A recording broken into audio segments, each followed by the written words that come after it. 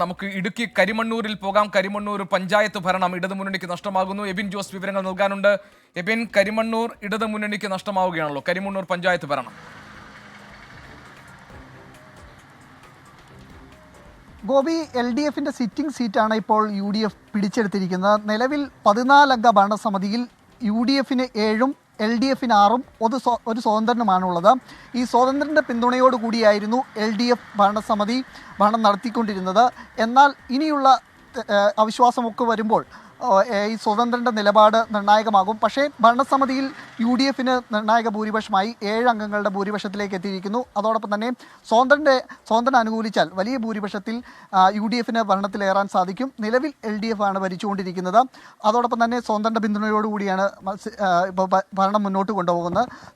ഈ പിന്തുണ LDFന് തുടർന്നാൽ ഒരുപക്ഷെ നറുക്കെടുപ്പിലേക്കൊക്കെ സാഹചര്യം പോയേക്കാം. ഏതായാലും നിലവിൽ UDFന് ഈ കരിമണ്ണൂർ പഞ്ചായത്തിൽ ഭരണസമിതിയിൽ ഭൂരിപക്ഷം ഉണ്ടായിരിക്കുന്നു.